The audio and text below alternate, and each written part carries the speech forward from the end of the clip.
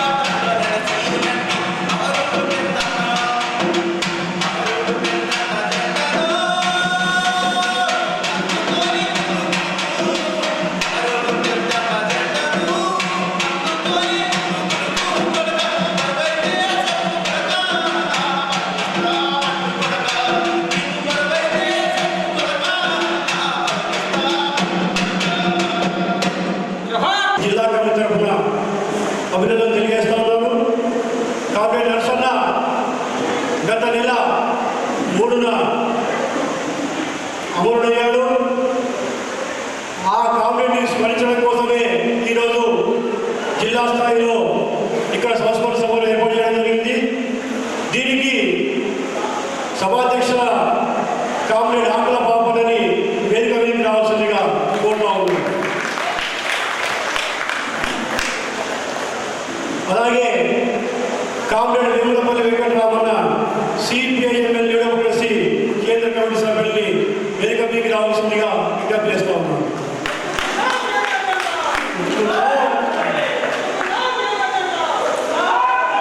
Comrade Sadineni Venkateswararao CPIML new democracy కేంద్ర committee సభ్యులు వేదిక మీదకి రావాల్సిందిగా విజ్ఞప్తి చేస్తూ ఉన్నాం. నిజామాబాద్ సిపిఐఎంఎల్ డెమోక్రసీ డివిజన్ కార్యదర్శి కామ్రేడ్ పరచూరి శ్రీధరని వేదిక మీదకి రావాల్సిందిగా విజ్ఞప్తి చేస్తూ ఉన్నాం. Comrade N Dasanna CPIML democracy Armoor division కార్యదర్శిని వేదిక మీదకి రావాల్సిందిగా విజ్ఞప్తి చేస్తూ ఉన్నాం.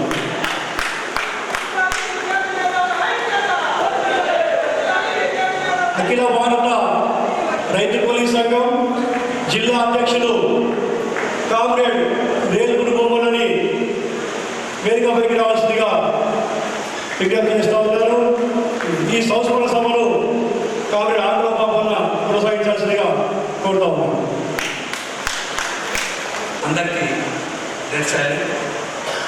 మొదటగా కామ్రేడ్ నరసన్నకు నివాళులు అర్పించడానికి కిందికి నివాళులు అర్పిద్దామని ఉంది.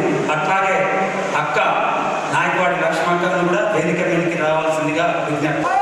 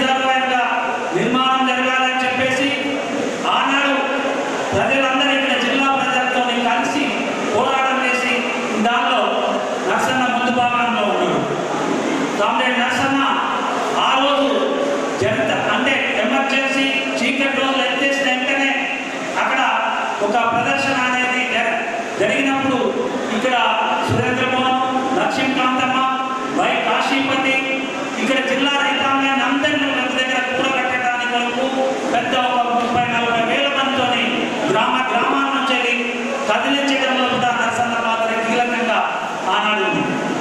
అదే ప్రజాస్వామిక ఉద్యమాలలో నిజామాబాద్ జిల్లా రైతాంగ పోరాటాలే కాదు, ఇందులో ఎందరో మందిని ఆకర్షించడానికి ఆనాడు తెలంగాణ పోరాటంలో తుపాకీ భుజం మీద వేసుకొని ధననాయకుడిగా ఉన్న రాఘవేంద్రరావు, ఆంధ్ర సర్పంచ్గా ఉన్న రాఘవేంద్రరావు నాయకత్వంలో కూడా ఆనాడు మొట్టమొదట రైతాంగ సదస్సు ఆంధ్రనగర్లో జరగడం జరిగింది. దానిలో వీళ్ళు అక్కడ జరిగే దానిలో నర్సన్న పాత్ర ఉంది. అట్లాగే ఇక్కడ ప్రజాస్వామ్య ఉద్యమాలు, హక్కుల సంఘాలు, భారతీయ మిత్ర మండలి ఇవన్నింటిలో కూడా ఇక్కడ రాజగణేష్ గారు అడ్వకేట్, సీనియర్ అడ్వకేట్ రాజగణేష్ గారు, అఖ్తర్ మొయినుద్దీన్ అన్సారీ, మాధవరావు వీళ్ళందరినీ కదిలించడంలో ఉన్నారు. అట్లాగే బోధన విశ్వనాథరావు పాట్ని, డాక్టర్ హనుమంతరావు లాంటి వాళ్ళు ఎందరో మంది ఈ జిల్లా రైతాంగానికి మేమున్నాము, మీరు హక్కుల గురించి మీరు పోరాడండి అని చెప్పేసి ఎందరో మంది పెద్దలు మద్దతు ఇచ్చే దానిలో వాళ్ళందరినీ కూడగట్టే దానిలో నర్సన్న పాత్ర కీలకంగా ఉంది. ఇక్కడ రైతు కూలీ సంఘంలో ఆనాడు తను రైతు కూలీ సంఘంలో కీలకంగా పనిచేస్తూ రైతు కూలీ సంఘ ఏర్పాట్లలో నాయకత్వం వహించారు. అట్లాగే చెరుకు ఉత్పత్తిదారుల సంఘం ఏర్పడ్డప్పుడు ఇక్కడ నుంచి దాదాపు నారాయణ, నరసన్న, నారాయణ వీళ్ళందరూ ఒక 30 మంది 20 దాకా వెళ్ళి సైకిల్ మీద వెళ్ళి అన్ని గ్రామాలలో 20-30 గ్రామాలలో మనము సంఘం పెట్టుకుంటాం, సంఘం పెట్టుకుంటున్న రైతాంగ సమస్యల పరిష్కారం ఉన్నది అని చెప్పేసి ఆనాడు చెప్పడం జరిగింది. ఇక్కడ ఈ కోఆపరేటివ్ షుగర్ ఫ్యాక్టరీ ఏరియాలో చిన్న రైతులు, కొద్దిమంది పెద్ద రైతులు ఉన్నారు. ఆ చిన్న రైతులకు పరిమితించే దగ్గర కానీ అన్నింటిలో ఉండే ఇబ్బంది ఉండేది. అయితే ఆనాడు చెరుకు ఉత్పత్తిదారుల సంఘం ఏర్పడ్డ తర్వాత దానికి ఈ చిన్న రైతులు కూడా వీళ్ళ గౌరవం ఇవ్వాలి అనే దానిలో నర్సన్న కీలక పాత్ర ఉన్నది.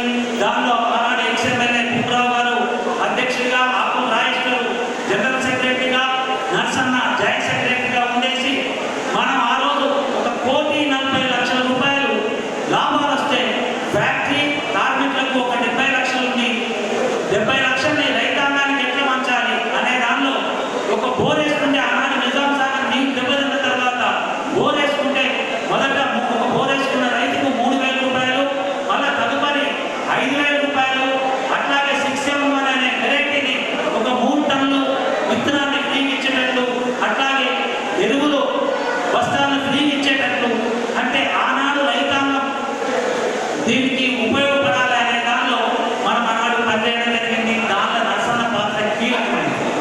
అట్లాగే ఫ్యాక్టరీని అమ్ముకుంటామని చెప్పేసి ప్రభుత్వాలు అన్ని రకాలుగా పార్టీల వాళ్ళు అమ్ముకుంటామన్నప్పుడు నర్సన్న మొట్టమొదటిసారిగా 3-4 చెరుకు రైతుల మిత్రులతో పోయేసి కోర్టులో వేసేసి దాన్ని ఆపడం జరిగింది. అదే కాదు, ఇక్కడ అర్సాపేట దగ్గర రాముడి చెరువు అని చెప్పేసి 29 ఎకరాలు ఉంటుంది. ఆ 29 ఎకరాల దాన్ని 17 ఎకరాలు ఎవరో అట్లా అమెరికా వెళ్ళిపోయిన వాళ్ళ అది మేము కేసేస్తామని అన్నప్పుడు వాళ్ళ దానికి వ్యతిరేకంగా ఆనాడు ప్రభుత్వాన్ని కలుపుకొని, కలెక్టర్ గారిని కలుపుకొని నర్సన్న హైకోర్టులో కేసేసి ఇవాళ 17 ఎకరాలు అది చెరువుగా ఉండటానికి మనం ఇవ్వడం జరిగింది. ఫ్యాక్టరీ ఇవ్వాలకి అమ్మకుండా మళ్ళీ రెండోసారి 3వసారి కూడా కేసులు వేయడం జరిగింది. అది ఒక చెరుకు 6,000 మంది చెరుకు రైతులు ఇక్కడ చెరుకు సప్లై చేసే వాళ్ళు ఉన్నారు. చెరుకు సప్లై చేసే వాళ్ళు లేరు అంటే లేదు, ఖచ్చితంగా 1,00,000 టన్నుల చెరుకు మేము అందిస్తాం అని వాళ్ళ కోర్టులో వేయడం జరిగింది. నాకు ఫ్యాక్టరీ స్టార్ట్ చేయండి, దాదాపు 8,000 మంది కార్మికులకు, 6,000 మంది రైతులకు వస్తుంది అనే దానిలో దానిలో నర్సన్న కీలక పాత్ర దీనిలో ఉంది. అంటే అదేవిధంగా ఢిల్లీలో జరిగిన పోరాటానికి అక్కడ నర్సన్నకు ఎంత వయసున్నా ఢిల్లీకి కనీసం ఒక 3-4 సార్లు రైతాంగ ఉద్యమాలు అక్కడ పంజాబ్ వాళ్ళు కానీ, హర్యానా వాళ్ళు కానీ వాళ్ళ ఉద్యమాలు చేసినప్పుడు దానిలో కూడా ఇక్కడ నుంచి కదిలించే దానిలో నర్సన్న కీలక పాత్ర వహించాడు. రైతాంగ ఉద్యమాలు కానీ అదేవిధంగా ఇక్కడ ఏ రకాలైన పోరాటాలు జరిగినా కార్మికులకు మేము ఉన్నాం, మీరేం భయపడాల్సిన అవసరం లేదు, సంఘం పెట్టుకోండి, మీ హక్కుల గురించి మీరు మాట్లాడండి. అది బీడీ కార్మిక సంఘం కావచ్చు, లేకపోతే అమాలీ సంఘం కావచ్చు, ముల్లి అమాలీ సంఘం కావచ్చు, అలాగా అన్ని రకాల సౌకర్యాలు అందించే దానిలో నర్సన్న ఉన్నారు. ఇవాళ సిపిఐఎం ఉద్యమం అంటే నర్సన్న అందులో ఉన్నారు. ఇవాళ మనం బోధన షుగర్ ఫ్యాక్టరీ దాదాపు అక్కడ 17,000 ఎకరాలు ఉన్నట్టయితే అది మేము అమ్ముకుంటామనే ఫ్యాక్టరీ యాజమాన్యం చూసినప్పుడు లేదు, అది అక్కడ పనిచేసే కార్మికులకే పంచాలి అని చెప్పేసి అక్కడ పోరాటం చేస్తే 11,000 ఎకరాలు ఒక్కొక్క కార్మికుడికి 1 ఎకరం ఇచ్చినట్లు SC corporation, BC corporation, minority corporation వచ్చి డబ్బులు కట్టేసి ఆ భూములు వంచే దానిలో కీలక పాత్ర ఆనాడు ముఖ్యమంత్రిగా ఉన్న చంద్రబాబు నాయుడు ఇక్కడికి వచ్చి మండల గౌరవ మండల వెంకటేశ్వర గారి చొరవతోని 11,000 ఎకరాలకు పట్టాలు ఇప్పించడం జరిగింది. అట్లాగే మిర్చి కాంపౌండ్ లో 200 గుడిసెలను తీసేస్తానన్నప్పుడు ఆ మిర్చి కాంపౌండ్ ఇక్కడ గంజ ఏరియాలో కాస్ట్లీ ఏరియా అనేది అనుకున్నప్పుడు అక్కడ ఆ భూమి అక్కడ పేదవాళ్ళకే ఇవ్వాలని ఒక 200 గుడిసెలకు పట్టాలు ఇవ్వడం జరిగింది.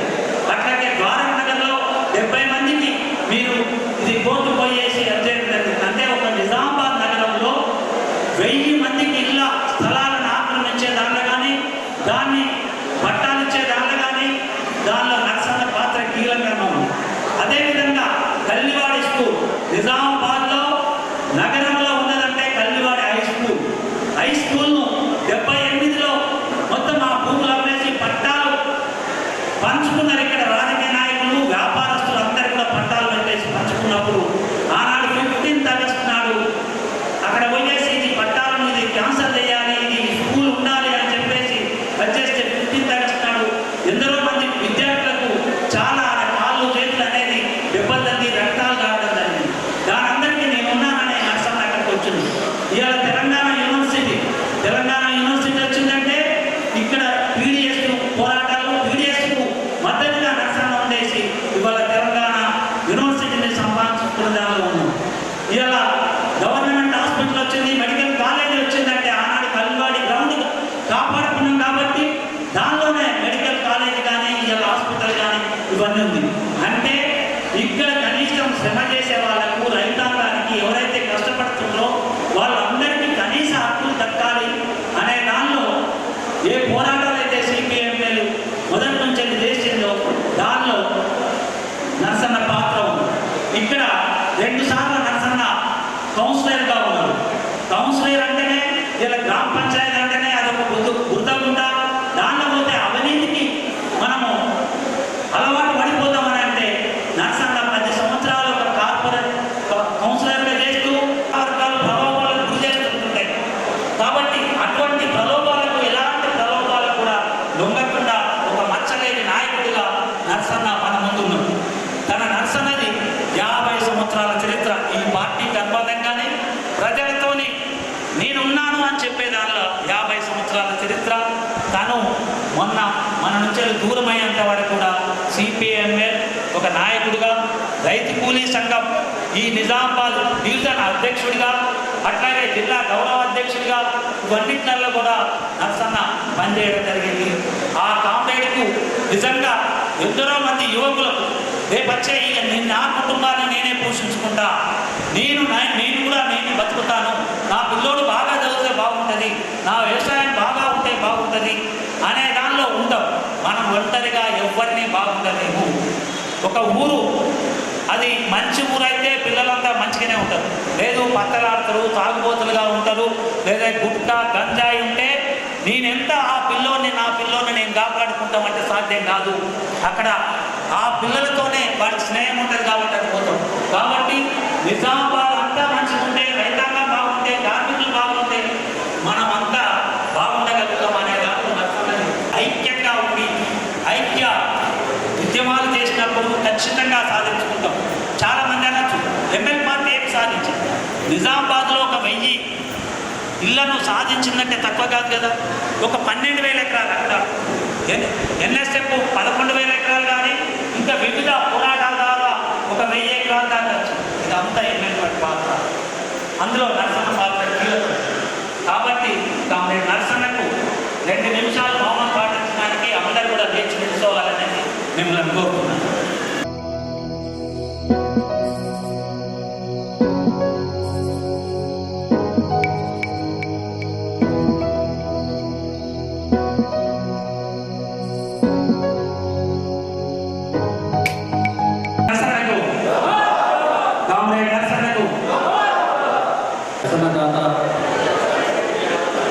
మా సీనియర్ కళాకారుడు, రైతు కూలీ సంఘం నాయకుడు, ఈరోజు మనందరి ముందు లేకపోవడం తనకు మా అరుణోదయ సాంస్కృతిక సమాఖ్య తరఫున జోహార్ అర్పిస్తూ పాట హృదయమునందు నీ చరిత్రలు పరిలమాయే మరతుమన్నందు నీ గత స్మృతులు మరపురాదు నీ విధానము చారిత్రకావసరము విప్లవ పతాన అది సదా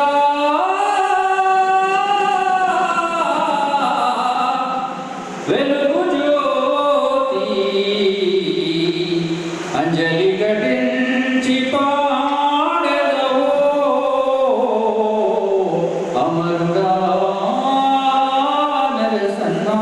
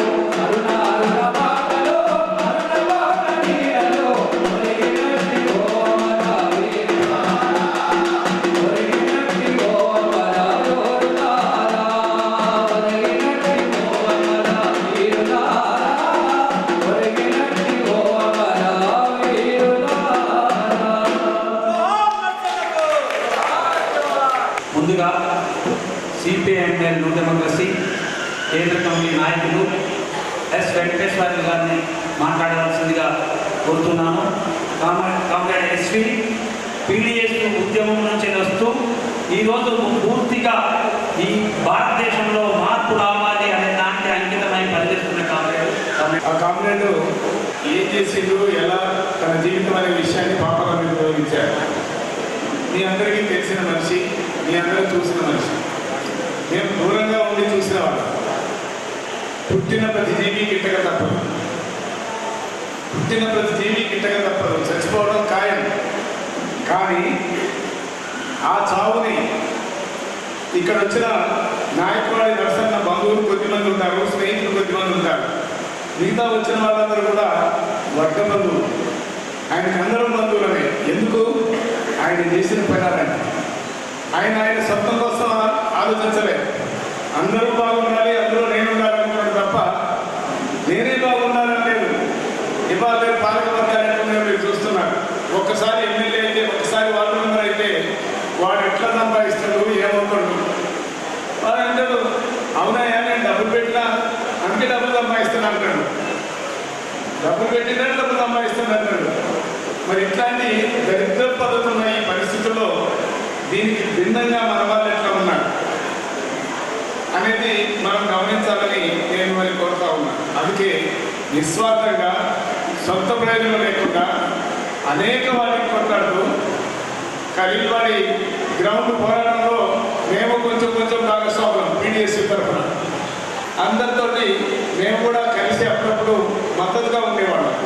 ఇక్కడికి వచ్చి ప్రత్యక్షంగా కొట్లాడలేదు, కానీ ఆ ఉద్యమానికి సంఘీభావంగా రాష్ట్రంలో మిగతా చోట్ల కూడా సపోర్ట్ చేశాం.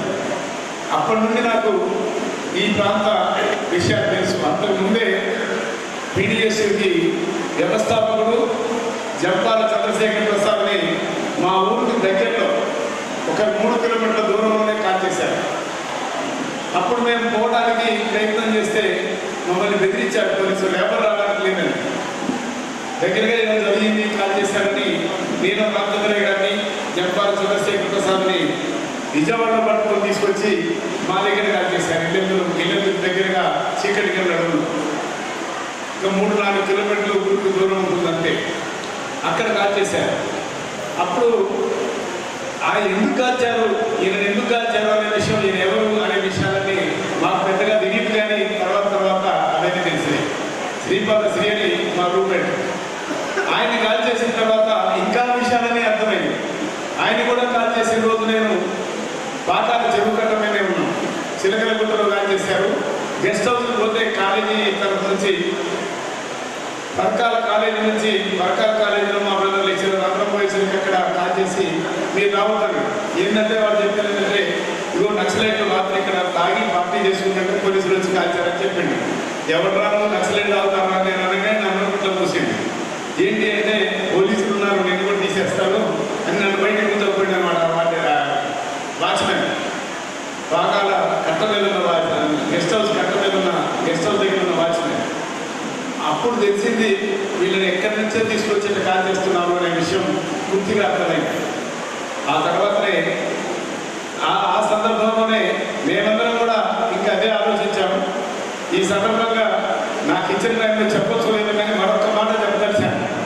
76-77లో మధ్యలో నేను ఒకసారి గడ్డం వెంకటరామ గారిని అడవిలో ఉన్న పెద్ద లీడర్ని కలవడానికి పోయిన తర్వాత అక్కడ ఆయన గెలవడానికి పోగానే ఒక 50 మంది పోలీసులు వచ్చారు. నాకు భయం వేసింది. అమ్మ నేను వెనక్కిపోయినా, అన్న ఏంటి సిద్ధేస్తాడంటే ఏం పర్లేదు ఆయన అనుకున్నాను. వెనక్కున్నాను ఒకటి ఆయన పెద్ద ఆయన పైకి గుట్టెక్కి మమ్మల్ని చెట్టు చాట కూర్చోబెట్టి పోలీసులు తిరిగి పడిపోయారు. పడిపోయిన తర్వాత ఒక పోలీసులు పడిపోయింది వెనక్కి, మొన్న కర్రీగుట్టలో పడిపోతే ఊళ్ళో ఎత్తపోయారు. ఎత్తపోయినప్పుడు నేను వచ్చి ఎవరింటికాడైతే నా బ్యాగ్ పడేసి అడిగిలో కూర్చున్నాం, ఇంటికాడికి కూర్చున్నాం. ఆ అతికే తీసుకుంటే ఆ అమ్మ ఏం చేసేదంటే గిరిజన తల్లి మొహం మీద నీళ్ళు చల్లి ఒక గ్లాసు జావ పోసి వాడు మంచిగైన తర్వాత పంపించేసింది. నన్ను మళ్ళీ రాత్రి నేను వచ్చేటప్పుడు అక్కడ వచ్చేసరికి ఇక్కడే ఏమి చేశారని చెప్పేసరికి నేను అడిగినా, ఏంటక్క మణిదమ్మలాగా వచ్చిన 2 మంది చివరి నేను అడిగిన. అయితే అదేంటన్నా ఎరగడబట్టి చూస్తే కానీ కలుగుతాదని చూడాలా అని.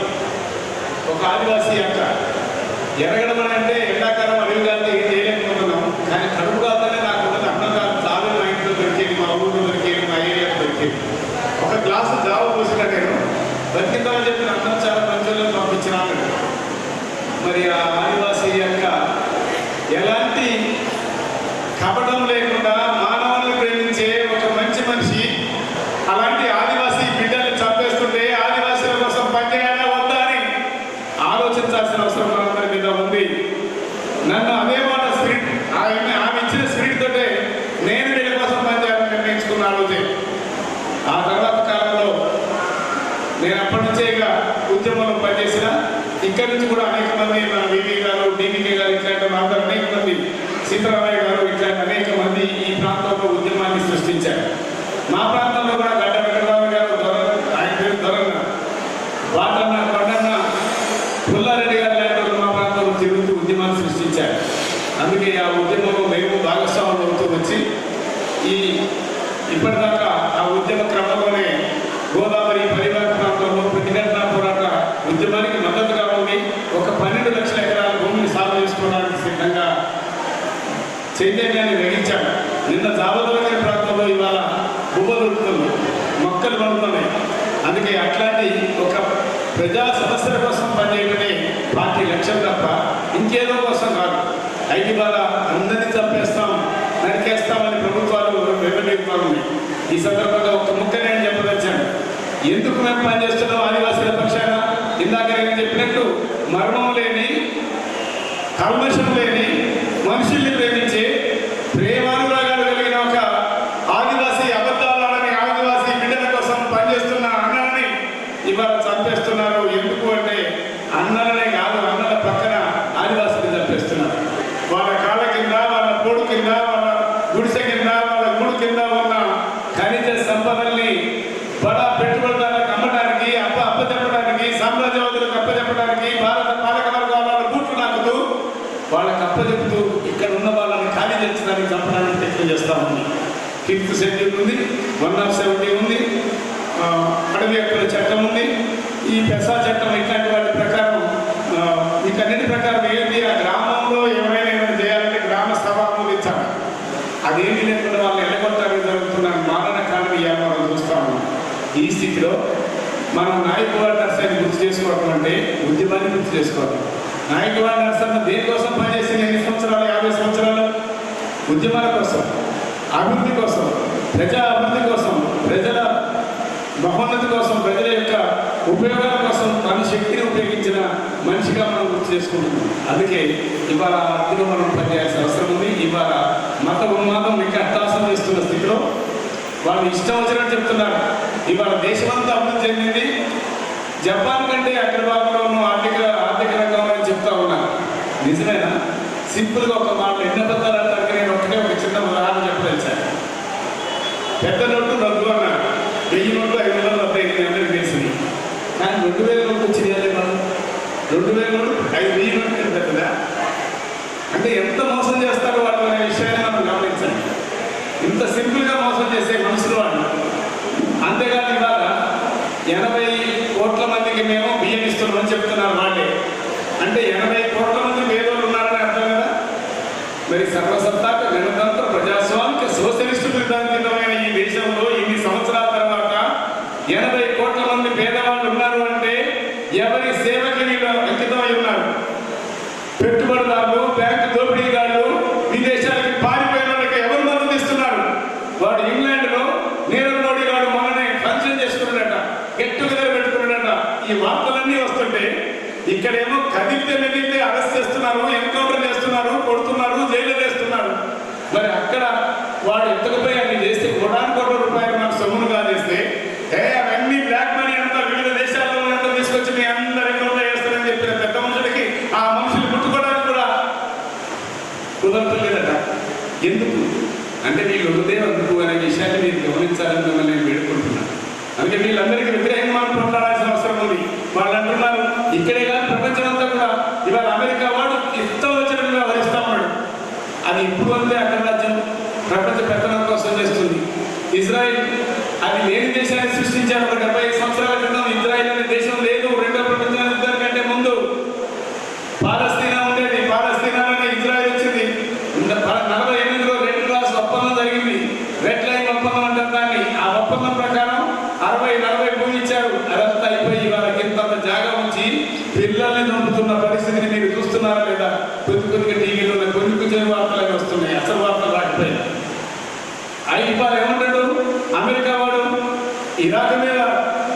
ఇరాన్ మీద ఇప్పుడు ఇరాక్ మీద దాడి చేసి సద్దాం హుసేన్ చంపేసి నాకు ఎదురు లేదని మాట్లాడింది అబద్ధాలని చెప్పి 28 మతపరమైన దేశాలు గెలిచిపోయి దాడి చేసింది. ఇవాళ మన పక్కకాయ మీద ఉన్న ఆఫ్ఘనిస్తాన్ మీదుగా మన విమానాలు ఉపయోగించి బాంబులు కురిపించి ఆక్రమించారు. కానీ 2 దేశాల్లో ఇలా అమెరికా సైన్యం ఉందా పారిపోయిందా ఒకసారి ఆలోచించమని నేను కోరుతాను. పారిపోయారు అనే విషయం వాస్తవం. ఇవాళ ఇరాక్ మీద కూడా ఎందుకు దాడి చేస్తుంది? ఇవాళ అక్కడ కూడా ఆయనకి ఎందుకు జరిగింది? ఇదంతా కూడా కాగితపు పెట్టుబడిదారులు సామ్రాజ్యవాదులు వాళ్ళ వ్యాపారం కోసం తప్ప కాదు. ఓపెక్స్ దేశాలు ఆయిల్ ప్రొడ్యూసింగ్ కంట్రీస్ గల్ఫ్లో ఉంటాయి 28 దేశాలు. ఆ దేశాల నుంచి పెట్రోలియం ఉత్పత్తుల్ని స్వాధీనపరచుకోవడం కోసం, ప్రపంచాన్ని శాసించడం కోసం, డాలర్ ఆధిపత్యాన్ని కొనసాగించడం కోసం ఇవాళ యుద్ధాన్ని సృష్టించడానికి సామ్రాజ్యవాదులు తహతలాడుతున్న పరిస్థితి మన ముందు నిలబడుతుంది. అందుకే ఈ ప్రపంచ పరిస్థితిలో ఈ దేశంలో ఉన్న మోడీ గారు వాడిని కౌగిలించుకొని వాడి కాళ్ళు మొక్కుతూ వాడు ఏం చెప్తా చేస్తున్న పరిస్థితి కూడా మనకు కనపడుతూ ఉంది. పహల్గామ్లో దాడి చేసిన వాళ్ళు ఉగ్రవాదులు మేము యుద్ధం చేస్తున్న ప్రకటించారు. ట్రంప్ చెప్పగానే వాడి కంపు నోటుతోటి మాట్లాడగానే నోరు మూసుకొని వెనక్కిపోయిన విషయాన్ని మనం గమనించవచ్చు. అన్ని పక్కదారి పట్టించడానికి చేసే ప్రయత్నాలు ఇవన్నీ కూడా అసలు జరిగేది ఏంటనే విషయాన్ని కూడా ఇవన్నీ ఎగస్ట్రా ఉన్నాయనే విషయాన్ని గమనించాలి. ఇవాళ మార్చి 26 వరకు నక్సలైట్ అనేవాడు లేకుండా చేస్తానని మాట్లాడుతున్న హోమ్ మినిస్టర్ ఏ చట్టం ప్రకారం మాట్లాడుతున్నాడు? ఏ హక్కుందో చెప్పనండి. ఏ చట్టం ప్రకారం మాట్లాడగలుగుతాడు? ఏ కాన్స్టిట్యూషన్ ప్రకారం మాట్లాడగలుగుతాడు? కాన్స్టిట్యూషన్ మీద ప్రమాణం చేసి గద్దెనెక్కిన ఈ పెద్దలు వాళ్ళు చేస్తున్నది ఏంటి అనే విషయాన్ని చూస్తే మోసం మోసం మోసం. అందుకే ఈ మోసాలకు వ్యతిరేకంగా నిలబడాల్సింది. వాళ్ళు ఏమీ చేయలేదు. ఓ చిన్న పాప ఆ పాప ఆకలి ఏడిస్తే వాళ్ళ అమ్మ ఏం చేయాలా? అన్నం పెట్టాలి.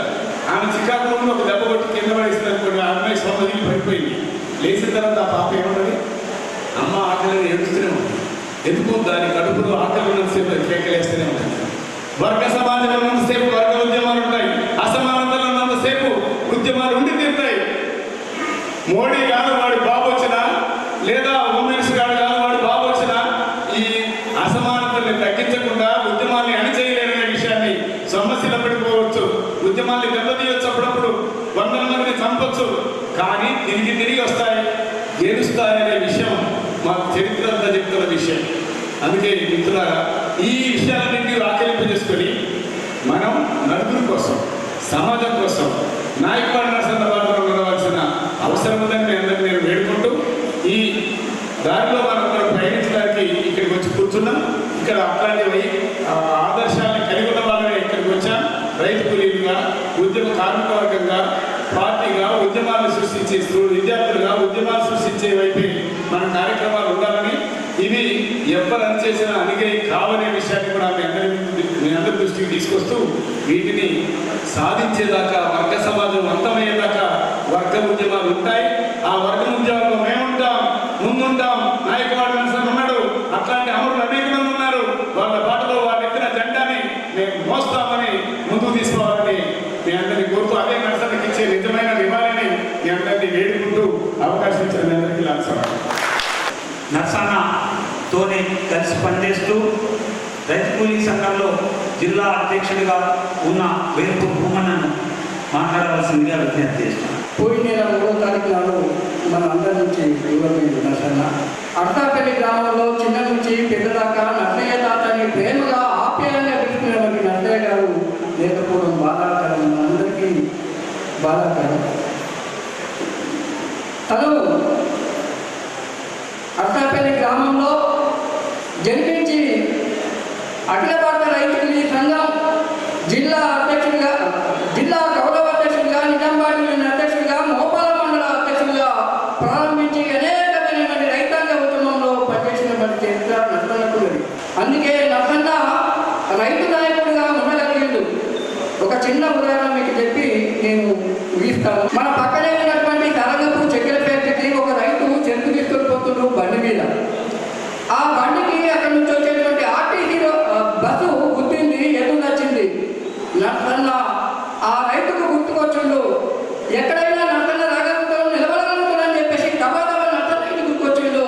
నర్సన్న ఆ తువాల బులం మీద పోయి లుంగి మీదనే రోడ్డు మీద పోయిండు, నలుగురిని దొరకపోయిండు, ఊరంతా కలిగి ఆ రోడ్డు మీద రస్తాలోకి జరిగింది.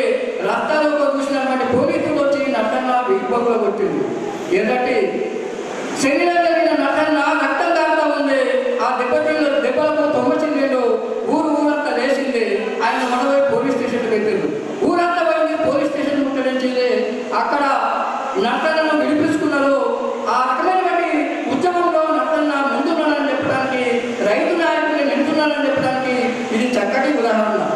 ఇట్లా రైతాంగ సమస్యలు మరీ ముఖ్యంగా నిజాం సాగర్ ఆయకట్టు లక్షణంలో 2,75,000 ఆవిర్భావి ఎకరాలకు నీరు అందించేటువంటి నిజాం సాగర్ ప్రాజెక్ట్ ఏదైతే ఉందో దానికి సింగూరు ప్రాజెక్ట్ ఏదైతే ఉందో చుట్టమై పిలిస్తే దయమై పెట్టినట్టు ఆ సింగూరు నీళ్ళని పట్నం పోతే కాదు మా పల్లెలకు రావాలా, మా భూములు కలవాలా, మా పొలాలు కావాలని నట్టన్న ఉద్యమించిండు. అర్థపల్లికి వేదికైంది కచేరీ. ఆ కచేరీలోనే రైతులంతా జమ అయ్యేవారు. అక్కడి నుంచి సైకిళ్ళకు జెండాలు కట్టుకొని ఊరుగా తిరిగిండు నట్టన్న. రైతులు జమ చేసిన నట్టన్న. ఆ పోరాట ఫలితమే ఆనాడు ఉన్నటువంటి ప్రభుత్వ మంత్రులు సైతం ఈ జిల్లాకు రావడానికి వణికిండ్రు, గర్జనకిండ్రు. అలాంటి ఉద్యమంలో ఆ ఉద్యమ ఫలితంగానే ఈనాడు సాధించుకున్నటువంటి అలీ సాగర్ గుప్ప ఎత్తిపోతల పథకాలు. అలీ సాగర్ కింద 56,000 ఎకరాలు సాగునీరు నింటే గుప్ప కింద 48,000 ఎకరాల సాగునీరు అందుతుంది. అది నట్టన్న పోరాటం కదా, రైతు పోరాటం కదా, రైతు సంఘం పోరాటం కదా అని చెప్పేసి ఈ సందర్భంగా మనమందరం కూడా ఆలోచించాలని చెప్పేసి మిమ్మల్ని కోరుతామన్నా. ఇదే కాకుండా ఏదైతే మనకు మన రామజలం ఉందో, రామజలం కింద గాడిగుంట ఉందో, గాడిగుంట నుంచి మనకు వచ్చేటువంటి నీళ్ళని కూడా ఒక రౌడ్ అయినా ఒక గుండా అయినా కిందికి తరలించుకోకపోతా ఉంటే అక్కడ పేరు గంగిల నారాయణ. ఆ గంగిల నారాయణ వ్యతిరేకంగా అక్షపిల్లంతా ఏకమైంది, ఏకం చేసిండు నట్టన్న.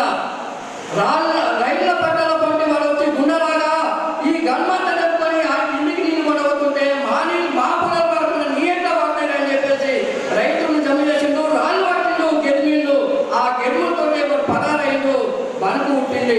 అట్లాంటి ఉద్యమానికి రైతు నాయకుడిగా, అఖిల భారత రైతు సంఘం జిల్లా గౌరవ అధ్యక్షుడిగా, ఈ డివిజన్ అధ్యక్షుడిగా, సీనియర్ నాయకుడిగా రైతులు లేఖం చేసిండు, ప్రజలు లేఖం చేసిండు, ఉద్యమాలు నడిపిండు. అట్లాంటి నట్టన్న మన ముందు లేకపోవడం చాలా బాధాకరం. ఇదే కాకుండా ఇలా ఏదైతే మన చెరుకు ఫ్యాక్టరీ తెరవాలని చెప్పేసి మనం ఉద్యమిస్తున్నామో ఈ రాష్ట్ర ప్రభుత్వం కూడా, రేవంత్ రెడ్డి ప్రభుత్వం కూడా సబ్కం చేసింది కానీ సారంగపూర్ మనిషింది. అందుకనే సారంగపూర్ చక్కెర ఫ్యాక్టరీ తెరవాలా, నడవాలా, దాన్ని పెళ్ళంగా మారుతానని చెప్పేసి రైతులకు విజ్ఞప్తి చేసిండు, ఊరులో తిరిగిండు. అట్లాంటి పోరాటంలో మనమంతా పాల్గొనాలా. అట్లాంటి పోరాటంలో ఇక్కడ కూర్చున్న ప్రజలంతా కూడా ఆయన అభిమానులు, ఆయన శ్రేయభిలాషులు, ఆయన సంఘ సభ్యులుగా ఉన్నటువంటి మనమందరం కూడా అలాంటి పోరాటం నిర్వహించినప్పుడే నట్టన్నకి ఇచ్చే ఘనమైన ఇవ్వాలని చెప్పేసి ఆ వైపు మీరంతా ఆలోచిస్తారని చెప్పేసి మిమ్మల్ని మనసారా కోరుకుంటూ మరోసారి నాయకుడు నట్టన్నకు జోహార్, జోహార్ నాయకుడు నట్టన్న, జోహార్ నాయకుడు నట్టన్న, అమర నాయకుడు నట్టన్న. ధన్యవాదాలు. ఇప్పుడు CPIML new democracy Armoor division కార్యదర్శి, trade union organise secretary Das గారిని మాట్లాడుతుంది. వయసులో పెద్దవాళ్ళైనప్పటికీ కూడా మా అందరితో చాలా దాసు గారి చిన్నపిల్లలు కూడా అమితంగా ప్రేమించే వ్యక్తి. తను లేకపోవడం మనకు బాధాకరమే. తను పుట్టి పెరిగిన తర్వాత మొత్తం తన చుట్టూ ఉన్నటువంటి సమాజాన్ని తను గమనించింది. దేశంలో ప్రేమించమన్నా, మంచి ఎండని పెంచమన్నా, దేశం అంటే మట్టి కాదు, దేశం అంటే మనుషులు అనే గురుజాడ మాటల్ని తన మదిలో నింపుకున్నాడు. తాను పుట్టింది ఒక ధనిక రైతు కుటుంబమైనా కానీ తాను తన చుట్టూ ఉన్నటువంటి పేదల పక్షాన నిలబడాలని చెప్పి నిశ్చయించుకున్నాడు. ప్రజా కళాకారుడిగా కుట్ర, నాంది, పరిష్కారం లాంటి నాటకాల్లో భూస్వామి పాత్ర, రైతు పాత్ర వేసి ప్రజల మన్నన పొందింది. నర్సన్న కేవలం అరసపల్లికే పరిమితం కాలేదు. అరసపల్లితో పాటు అనేకటువంటి ప్రాంతాలు, అటు కరీంనగర్ కానీ ఇటు మిగతా ప్రాంతాలు కూడా తిరిగింది. అయితే నర్సన్న ఈ ఉద్యమంపై ఆకర్షించినటువంటి సమయంలో దేశంలో ఒక విప్లవకర పరిస్థితి, ఉద్యమాలు చాలా నడుస్తూ ఉన్నాయి. అటు నక్సల్ ఉద్యమం కావచ్చు, శ్రీకాకుళం గిరిజన రైతాంగ సాయుధ పోరాటం కావచ్చు. ఇదే సమయంలో ఆ తర్వాత ఎమర్జెన్సీ అయితే ఇక్కడ ఈ ఎమర్జెన్సీ పీరియడ్లో కూడా తను చాలా ఇబ్బందులు ఉన్నా కానీ ప్రజా కళాకారుడుగా ముందుకు సాగింది. మరి సాగడమే కాకుండా ఈ గ్రామంలో ఎవరికి కష్టం వచ్చినా తనకు సహకారాన్ని ధైర్యాన్ని ఇచ్చినటువంటి చరిత్ర నరసన్నకున్నది. అందుకే నరసన్న మరణం వల్ల చాలా ఇబ్బంది కలిగినప్పటికీ ఒకటి మాత్రం వాస్తవం ఏంటంటే పుట్టినటువంటి వాళ్ళం మరణించక తప్పదనే విషయం అందరికీ తెలుసు. కానీ ఆ జీవితానికి ఆ మరణానికి ఒక అర్థం ఉండాలి అని చెప్పి నిరూపించిండు నరసన్న. ఇవాళ ఇంతమంది మనం ఇక్కడికి వచ్చి నరసన్నను స్మరించుకుంటున్నామంటే కేవలం నరసన్న ఒక రైతు సంఘానికే పరిమితం కాలే, అసెంబ్లీకే పరిమితం కాలే. ఈ జిల్లాలో ఉన్నటువంటి అవి రైతులు కానీ, లేకుంటే కార్మికులు కానీ, పేదవాళ్ళు కానీ, లేకుంటే విద్యార్థులు కానీ అనేక సమస్యల మీద పోరాటం చేస్తే తను వచ్చి అక్కడ ఒక మన పెద్దన్నలకు నిలిచినటువంటి స్థితి మనం చూసినాం. మాకు కూడా కళాకారులకు కూడా అనేక రకాల మద్దతు ఇచ్చింది. అందుకోసమే నరసన్న జీవితం మనందరికీ స్ఫూర్తిదాయకం.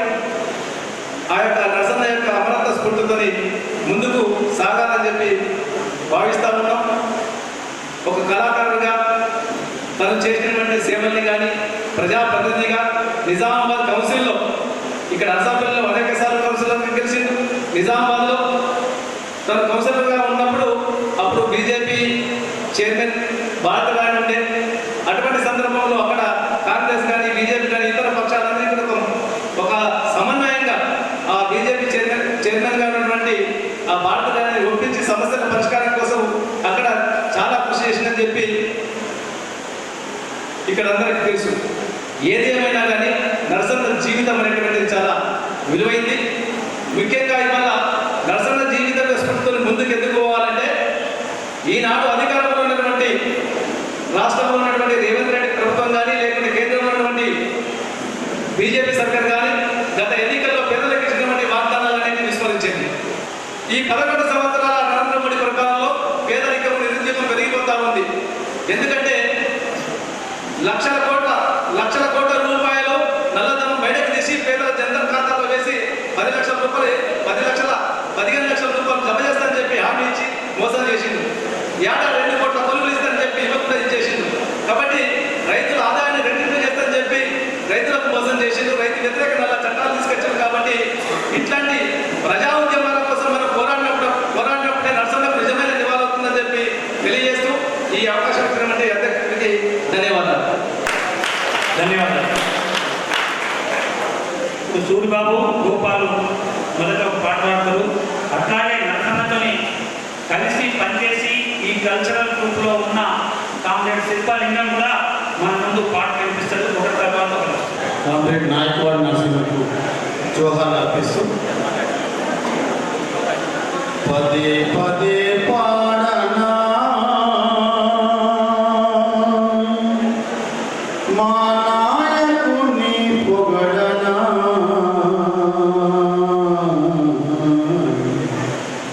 మా నాయకవాడి నరసన్ననే పొగడనా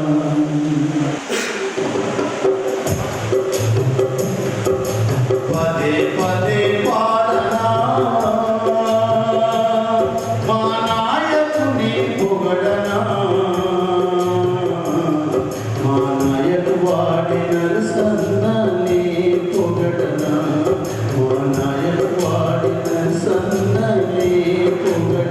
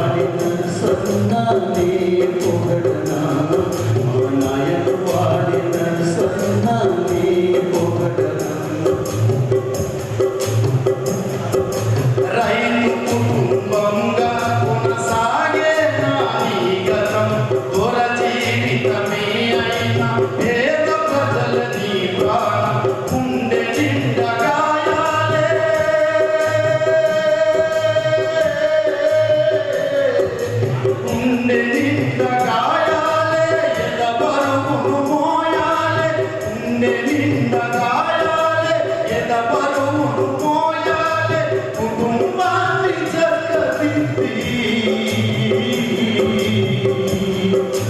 కుటుంబాన్ని చక్కదిద్ది చిరునవ్వుతోనే పోయాలి పదే పదే పాడనా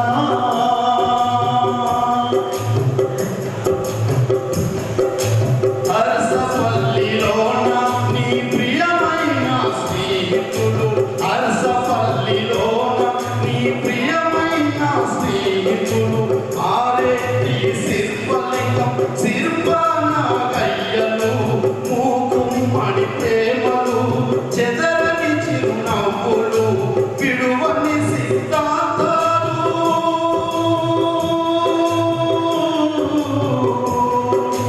విడువని సిద్ధాంతాలు ఎర్ర జెండ పాఠాలు విడువని సిద్ధాంతాలు ఎర్ర జెండ పాఠాలు విలువగల పాడి సన్నమే విలువగల పాడి సన్నమే పదే పదే పాడనా మా నాయకులను పొగడనా మా నాయకుడిని సన్నమే పొగడనా మా నాయకుడిని సన్నమే పొగడనా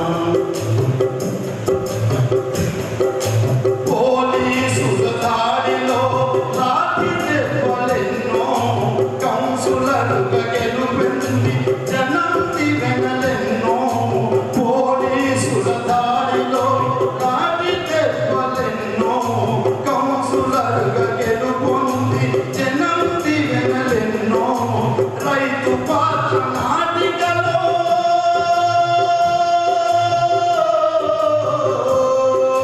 రైతు పాత్ర నాటికలో దోపిడినే బయటెట్టిన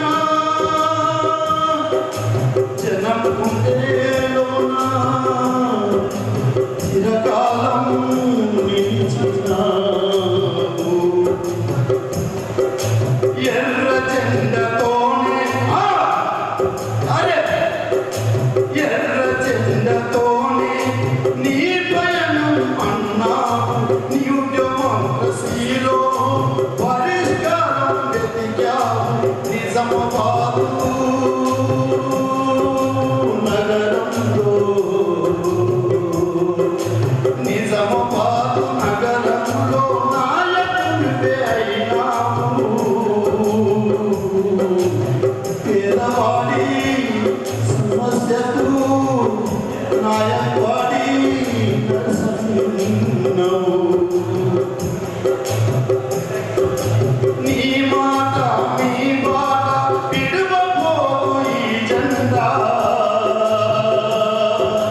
నీ మాట నీ బాట విడువబోదు ఈ జెండా కొర్రెపాటి మాధవన్న మురళీ నరసంగల కొర్రెపాటి మాధవన్న మురళీ నరసంగల మీరెక్కిన ఎర్ర జెండా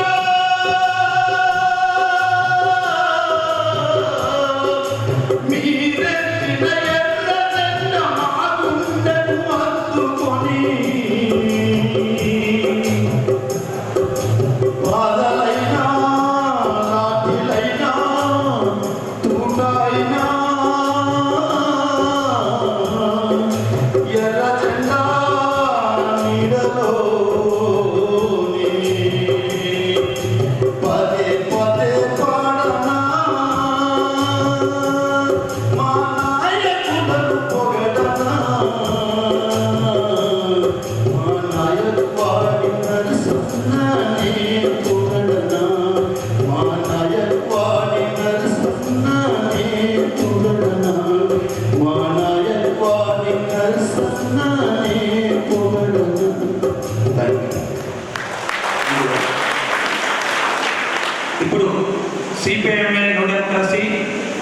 కేంద్ర కమిటీ నాయకులు, అట్లాగే ఏఐకేఎంఎస్ అఖిల భారత రైతు కూలీ సంఘం జాతీయ అధ్యక్షులు, మన నిజామాబాద్ జిల్లాలో హెడ్ మాస్టర్గా చేస్తూ 75లోనే తన ఉద్యోగం వదిలేసి ఆదిలాబాద్ జిల్లాలో రైతాంగ మూవ్మెంట్లో అన్నిట్లలో ఉంటున్న మన నిజామాబాద్ జిల్లా నాయకుడిగా, కేంద్ర పార్టీ నాయకుడిగా కామ్రేడ్ వేములపల్లి వెంకటరామయ్య మాట్లాడాల్సిందిగా అధ్యక్ష,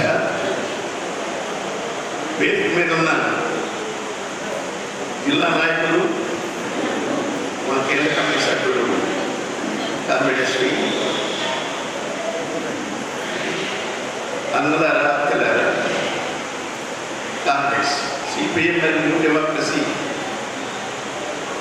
నిజామాబాద్ జిల్లాలో సీనియర్ నాయకులు, రైతు ఉద్యమ నాయకులు, అన్నింటికి మించి మా అత్త హృదయ మిత్రుడు కామ్రేడ్ నాయకవాడి నర్సయ్యకు సిపిఎంఎల్ న్యూ డెమోక్రసీ తరఫున, అఖిల భారత రైతు సంఘం తరఫున జోహార్ అర్పిస్తున్నాను. వాళ్ళ కుటుంబానికి హృదయపూర్వక సానుభూతి సంతాపాన్ని తెలియజేస్తున్నాను. నర్సయ్య గారితో నా ప్రయాణం బహుశా ఇక్కడ ఉన్నటువంటి పార్టీ వాళ్ళకు కూడా, పార్టీ నాయకులకు కూడా చాలా మంది తెలియకపోవచ్చు. 1972లో సిపిఎంఎల్ పార్టీ మహాసభ జరిగింది నిజామాబాద్ పట్టణ సరిహద్దులోని. దానికి ఆర్ఎస్ నారాయణ, కామ్రేడ్ నర్సయ్య తదితరులు కూడా అర్సపల్లి నుంచి హాజరయ్యారు. ఆనాటి నుంచి ప్రారంభమైనటువంటి మా సన్నిహితత్వం, నా ప్రయాణం జీవితాంతం కొనసాగింది. ఒక వ్యక్తి కమ్యూనిస్ట్ విప్లవకారుడిగా మారి జీవితాంతం కమ్యూనిస్టుగానే, విప్లవకారుడిగానే కొనసాగడం అనేటువంటిది చాలా చాలా గొప్ప విషయం. కొంతమంది కొన్ని రోజులు ఉండొచ్చు, కొన్ని నెలలు ఉండొచ్చు, కొన్ని సంవత్సరాలు ఉండొచ్చు. కానీ ఆయన పార్టీలో 53 సంవత్సరాలు దాదాపు పార్టీ అనేక ఆటుపోట్లు వచ్చినాయి, చీలికలు వచ్చినాయి. ఎటువంటి సందర్భంలో కూడా ఏమాత్రం ఊగిసలాట లేకుండా దృఢంగా పార్టీ వైపు నిలబడ్డాడు కామ్రేడ్ నర్సయ్య.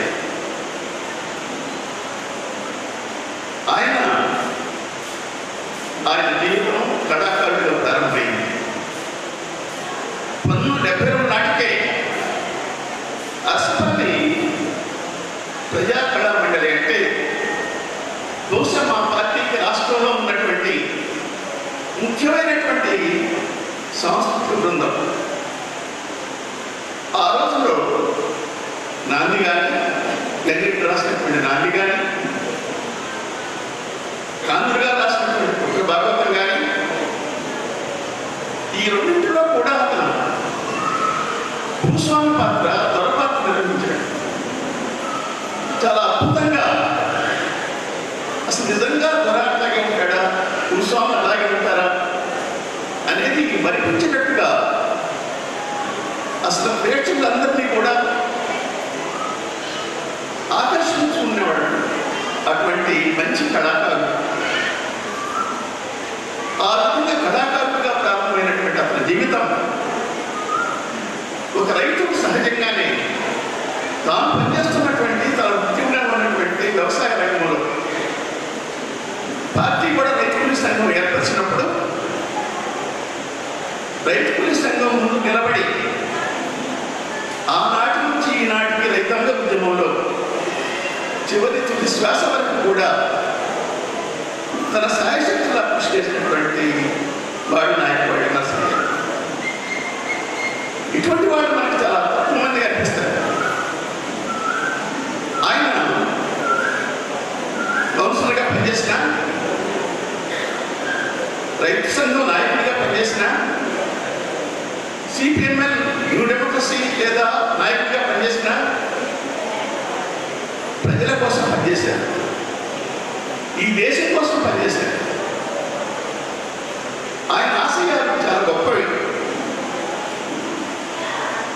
మనవాడు కామ్రేడ్ చెప్పినటువంటి చాలామంది చెప్పినవాడు వాటికి పరిమితమైంది కాదు. అసలు మన దేశంలో ఈ అసమానతలు ఎందుకున్నాయి, ఈ దారిద్ర్యం ఎందుకుంది, ఈ రైతు బతుకు ఎందుకు అప్పుల పాలవుతున్నాడు, చదువుకునేటువంటి అవకాశాలు, ఉద్యోగం చేసేటువంటి అవకాశాలు ఎందుకు రావటం లేదు, ఇలాంటి 1,00,000 ప్రశ్నలు వాడు మనం అనుకుంటున్నాం. వీటన్నిటికీ పరిష్కారం కావాలంటే ఈ వ్యవస్థ మారాలి. వీటన్నిటికీ కారణం అధికారంలో ఉన్నటువంటి పార్టీ వర్గాలు, ప్రభుత్వాలు. మన దేశం ఏం తక్కువ ఇట్లా వినబడింది. మన దేశం ఇటీవలే వచ్చినటువంటి సర్వే చూసుకుంటే ప్రపంచంలో నాలుగో పెద్ద ఆర్థిక వ్యవస్థ అని చెప్పుకుంటున్నారు. వాస్తవంగా మనం ఆ స్థాయిలో ఉన్నామా? ఇంకా బుకాయిస్తూ మన దేశంలో అసమానత తగ్గినాయి అని కూడా మాట్లాడుతున్నారు. ఇది వాస్తవమేనా?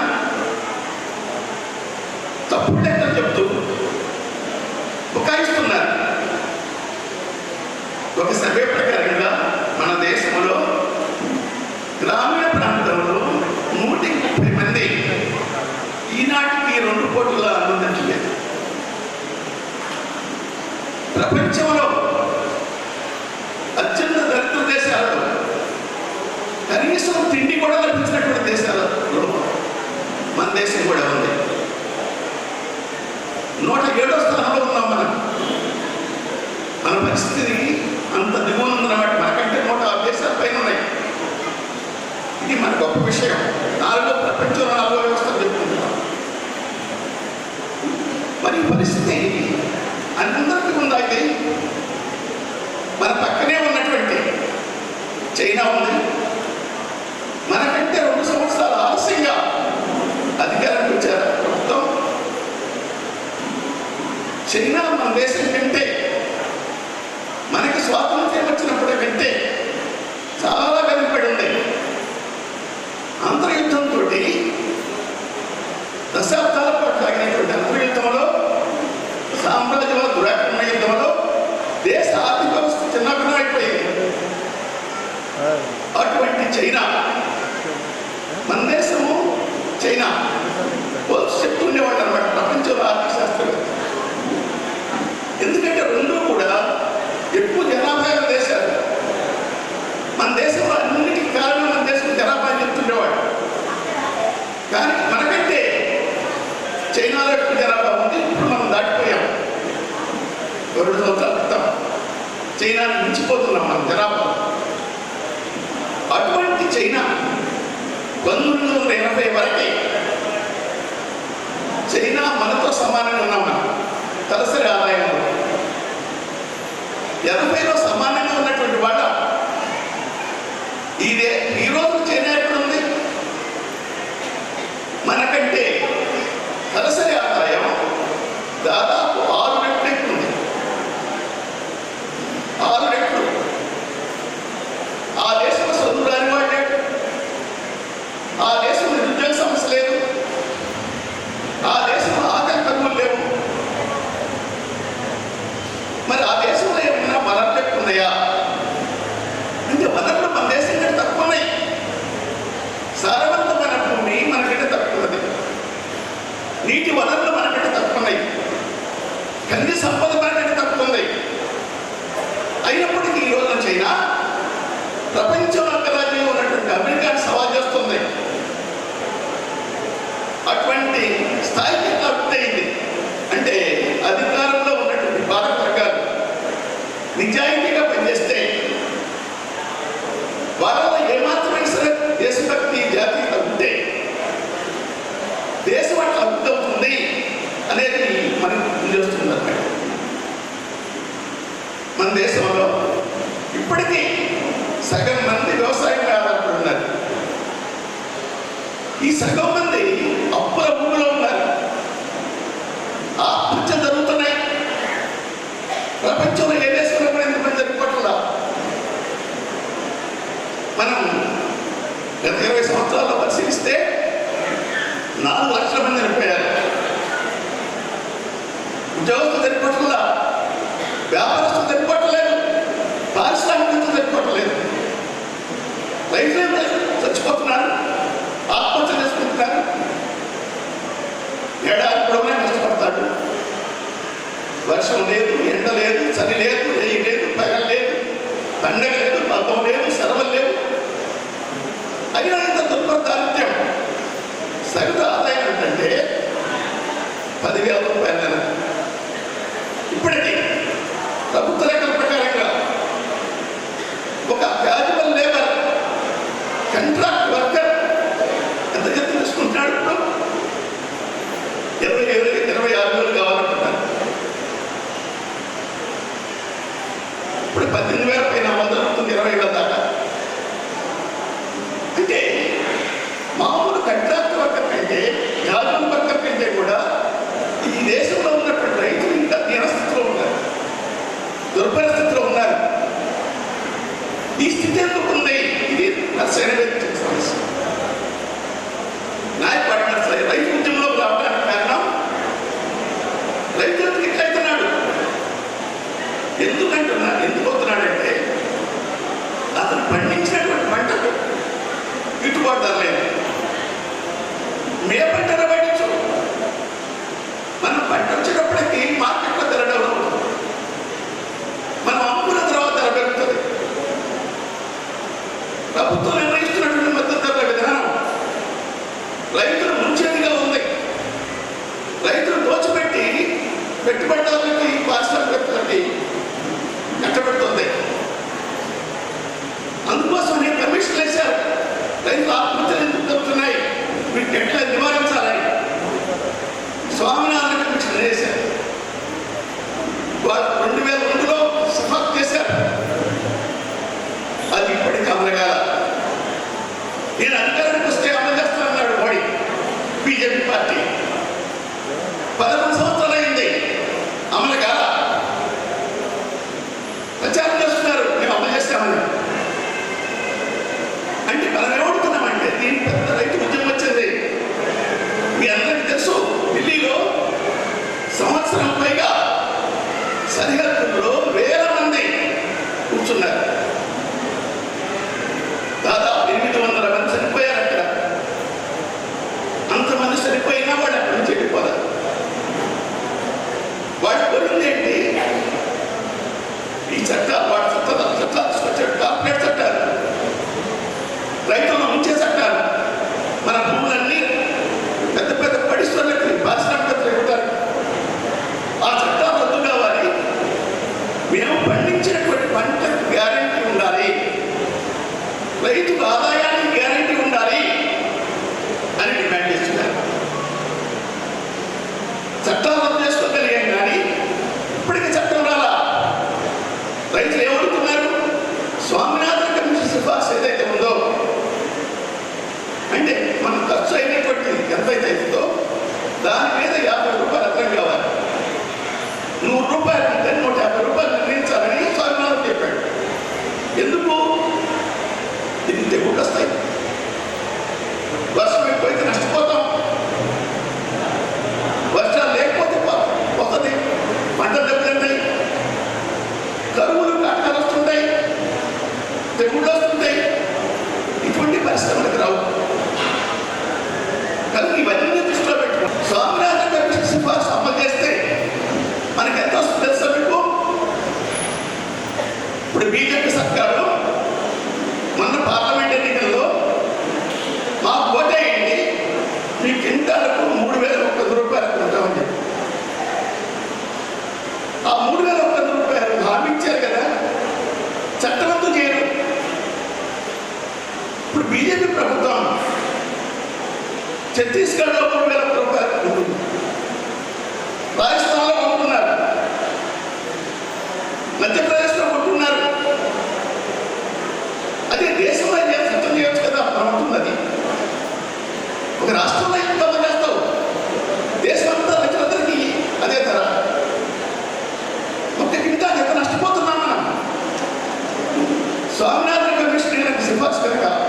అమలు చేస్తే మనం క్వింటా పత్తికి దాదాపు 3,000 రూపాయలు వస్తుంది. ఒక్క క్వింటా అంత నష్టపోతున్నాం. అంటే ఇట్లా వ్యవసాయ రంగం గురించి అంతర్జాతీయంగా అనేక పరిశోధనలు జరుగుతున్నాయి. బాగా అభివృద్ధి చెందినటువంటి దేశాలు OECD అని చెప్తున్నాయి. Organisation of cooperation and development అనేటువంటిది ఎకనామిక్ కోఆపరేషన్ అండ్ డెవలప్మెంట్ అంటే అమెరికా ఉంది, బ్రిటన్ ఉంది, ఫ్రాన్స్ ఉంది, జర్మనీ ఉంది. వాళ్ళు మొత్తం ప్రపంచంలో వ్యవసాయం ఎట్లా ఉంది ఏ దేశంలో అని ప్రతి సంవత్సరం ఒక రిపోర్ట్ ఇస్తారు. ఆ రిపోర్ట్లు ఏం చెబుతున్నాయంటే మనం 2000 సంవత్సరం నుంచి ఈనాటి వరకు అంతర్జాతీయ ధరల కంటే మనం ప్రతి సంవత్సరం తప్పుకుంటున్నాయి. 2000 నుంచి 2016కి 16 సంవత్సరాలలో 45 లక్షల కోట్ల రూపాయలు రైతులు నష్టపోయారు అని చెప్పింది. ఒక్క సంవత్సరం గత సంవత్సరం 2023లో దాదాపు 8 లక్షల కోట్ల రూపాయలు నష్టపోయారు. తక్కువ ధర నిర్ణయిస్తున్నారు, మార్కెట్ డౌన్ చేస్తున్నారు, దోపిడీ చేస్తున్నారు. ఇది మారాలి అని నర్సరీ పోరాటం చేశాడు. ఢిల్లీ కూడా వచ్చాడు. కరోనా ఉన్నప్పుడే కూడా లెక్క చేయకుండా రాష్ట్రంలో ఉద్యమాలు సాగించాడు. అటువంటి పరిస్థితి రావాలి. అంతేకాదు మనందరికీ కూడా నిజమైన ప్రజాస్వామ్యం కావాలి. వాళ్ళ ప్రజాస్వామ్యం తగ్గిపోతుంది, ఫాసిజం పెరుగుతూ ఉంది. వాళ్ళ RSS బీజేపీలు ఫాసిస్ట్ స్వభావం కలిగిన సంస్థలు. అటువంటి ఫాసిస్ట్ RSS బీజేపీ మోడీ సర్కార్ వాళ్ళ కేంద్రంలో ఉంది. ఫాసిస్ట్ దాడి చేస్తున్నారు, ప్రజాస్వామ్యం మీద దాడి చేస్తున్నారు, పార్లమెంట్ సభ్యులను అరెస్ట్ చేస్తున్నారు, మాట్లాడటం లేదు. లేకపోతే ఈడీనో సిబిఐలో ఉపయోగించి ప్రతిపక్షాల మీద దాడి చేస్తూ కొడుతున్నారు, కార్మికుల మీద దాడి చేస్తున్నారు. 4 కేజీ కోట్లు తీసుకొచ్చారు, రైతులు కార్పొరేట్ చట్టాలు తీసుకొచ్చారు. అంటే ఈ విధంగా నేను కాకుండా మతం పేరుతో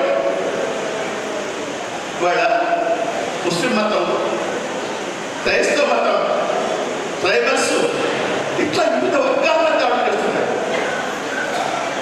మతోన్మాదం రెచ్చగొట్టి ప్రజలు చూస్తున్నారు. దాంతో మన దేశంలో ప్రజాస్వామ్యం అనేటువంటి క్షీణించిపోతుంది. ఇది మనం చెప్పడం కాదు. 2014లో మన దేశం ప్రజాస్వామ్యం డెమోక్రసీ ఇండెక్స్ అని అంతర్జాతీయ ప్రకటిస్తున్నాయి సంస్థలు ఉన్నాయి. అందులో 104వ స్థానంలో ఉన్నాం మనం. ఇప్పుడు ఎక్కడున్నాం?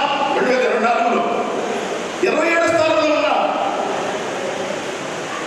మన దేశంలో ప్రజాస్వామ్యం అనేటువంటిది దాడికి గురవుతుంది. ప్రజాస్వామ్యం అంతకంతకు క్షీణిస్తుంది. ఇటువంటి కాకుండా నిజమైన ప్రజాస్వామ్యం కావాలి. ప్రజలందరికీ ప్రజాస్వామ్యం కావాలి. అందరూ సమానంగా ఉండాలి. ఏ మతం వాడైనా, ఏ కులం వాడైనా అందరూ సమానం కావాలని నాయకుడు కలగన్నాడు. అందుకోసం పోరాటం చేశాడు. మన నాయకుడు నర్సరీ తెలుసుకోవటం అంటే ఆయన ఆశయాలను గుర్తు చేసుకోవాలి. ఆయన ఎందుకోసం పోరాటం చేశాడో మనం గుర్తుపెట్టుకోవాలి. ఆ విధంగా ఇప్పుడు జరుగుతుంది. మరి మన దేశం నిజమైన స్వాతంత్రం కావాలి. మన స్వతంత్ర దేశం చెబుతున్నా మనం మోడీ నిజంగా మన దేశ గౌరవాన్ని కాపాడుతున్నాడా? పహల్గాంలో టెర్రరిస్టులు దాడి చేశారు. ఎక్కడ 120 కిలోమీటర్ల లోపలికి వచ్చి దాడి చేశారు. ఏం చేస్తుంది ప్రభుత్వం అంటున్నాం? వాళ్ళు ఎందుకు పట్టుకోలేదు వాళ్ళని? పాకిస్తాన్ మీద యుద్ధం అన్నాడు. పాకిస్తాన్ తోటి యుద్ధం ఆపని ఎవరంది అమెరికా అధ్యక్షుడు ట్రంప్ మాట్లాడాడు. అంటే ట్రంప్కి, అమెరికా అధ్యక్షుడికి, అమెరికాకి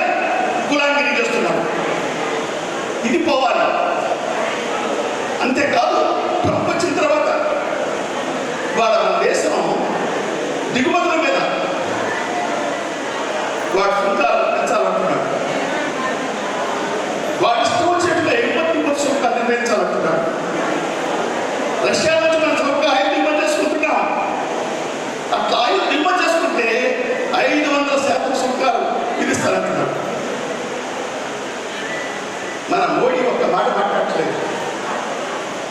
బ్రెజిల్ మాట్లాడుతున్నాడు, మెక్సికో వాడు మాట్లాడుతున్నాడు, కెనడా వాడు మాట్లాడుతున్నారు, చైనా వాడు సవాలంటే సవాల్ చేస్తున్నారు. అంటే అంతర్జాతీయంగా మన దేశ పరువు ప్రతిష్టలు పోతున్నాయి. గులాంగిరి చేస్తుంది సామ్రాజ్యవాదం, అమెరికన్ సామ్రాజ్యవాదం. ఈ గులాంగిరి పోవాలి. ఏదో దేశాన్ని తొత్తుగా విమర్శించబడడం, మన దేశ ప్రయోజనాలు కాపాడాలి అని నాయకపాటి నర్సయ్య పోరాటం చేశాడు. మన దేశానికి స్వాతంత్ర్యం కావాలని పోరాటం చేశాడు. అటువంటి దానికోసం సిపిఎం డెమోక్రసీ కృషి చేస్తూ ఉంది. అది పోరాటాలు లేకుండా రాదు, ఉద్యమాలు లేకుండా రాదు. మన పార్టీ ఈ రాష్ట్రంలో అన్ని ఉద్యమాల్లో భాగస్వామ్యం అవుతుంది. వామపక్ష పార్టీలతో కలిసి పనిచేస్తున్నాం. వాళ్ళ మన ప్రధాన శత్రువు రాష్ట్రంలో కానీ దేశంలో కానీ ఫాసిస్టు ఆర్ఎస్ఎస్ బీజేపీ సర్కార్.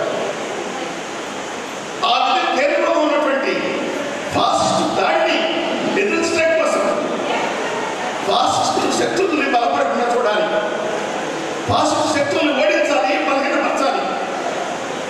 అందుకోసం ఈ రాష్ట్రంలో బీజేపీ తప్ప అందరినీ కాంగ్రెస్ పార్టీ బీఆర్ఎస్ సహా ఒక వేదిక మీద తీసుకొచ్చాం. అది మావోయిస్టుల మీద ఈ ఫాసిస్టు దాడిలో భాగంగానే ఆపరేషన్ కగారు పేరిట మనం మధ్యయుగాల్లో అడవులు వేటపోయేవాడు, జంతువులు వేటాడేవాడు. జంతువులు వేటాడేట్టున్నారు మనుషులు. మావోయిస్టు పార్టీ నాయకుల్ని, కార్యకర్తల్ని, ఆదివాసుల్ని చంపేస్తున్నారు. వాళ్ళు చర్చలకు వస్తాం, శాంతి నిలదొక్కుతాం అని మాట్లాడుతుంటే మేము అందరం చేస్తూ ఉంటున్నాడు. ఇటువంటి విషయంలో వాళ్ళ ఆపరేషన్ దగ్గర రాగాలి, శాంతి చర్చలు మొదలుపెట్టాలి, కాలు పిలవడం చేసి అని కాంగ్రెస్ పార్టీ మాట్లాడుతుంది, బీఆర్ఎస్ మాట్లాడుతుంది, అన్ని వామపక్ష పార్టీలు మాట్లాడుతున్నాయి. దానికి మన పార్టీ చొరవ తీసుకొని ప్రముఖ పాత్ర వహించారు. ఆ విధంగా కాకుండా ఈ రోజున దురదృష్టవశాత్తు అనేక చీలికలు కలిగినయ్యాం. చీలిక తప్పు, ఎవరు చేసినా చీలిక అనేటువంటి చీలికవాదం తప్పనమే. అది శత్రువుకు లాభం తప్ప విప్లవానికి కానీ విప్లవ పార్టీకి కానీ లాభం కాదు. నష్టం చేసిన వాళ్ళు అవుతారు ఎవరు చేసినా. అటువంటి చీలికలను వ్యతిరేకిస్తూ మనం ఈ మధ్య కాలంలోనే కాబట్టి ఎస్వి వీళ్ళతో ఉన్నటువంటి సెక్షన్ని, నాయకత్వం ఉన్నటువంటి సెక్షన్ మనం విలీనం అయ్యాము. పిసిసి నాయకత్వం పనిచేస్తుంది బెంగాల్లోను, త్రిపురలోను, అస్సాంలో. వాళ్ళతో వచ్చే వారు ఐక్యం కాబోతున్నాం. ఆ విధంగా ఐక్యం సాధిస్తున్నాం. అటువంటి ఐక్యం సాధించకుండా మన ఉద్యమాన్ని పెంచుకోలేము. మన ప్రతిష్ట పెంచుకోవాలి, మన ఉద్యమాన్ని పెంచుకోవాలి.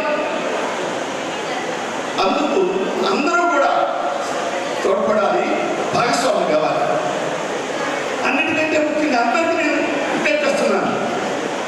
ఈనాడున్న పరిస్థితుల్లో ఫాసిస్ట్ ఆర్ఎస్ఎస్ బీజేపీ మోడీ ప్రభుత్వ ప్రమాదం అన్నిటికంటే పెద్దగా ఉంది మన రాష్ట్రంలో.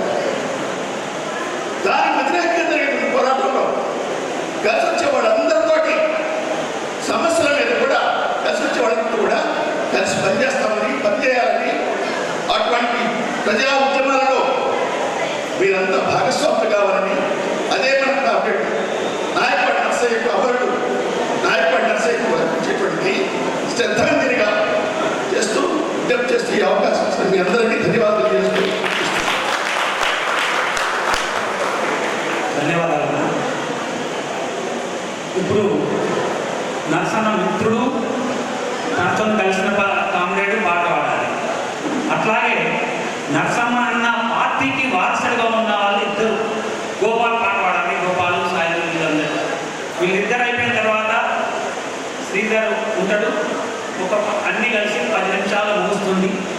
ఇప్పుడు మొదటగా గోపాల్ వచ్చి పాట పాడాల్సిందిగా కోరుతున్నాను. ఉన్నాడా?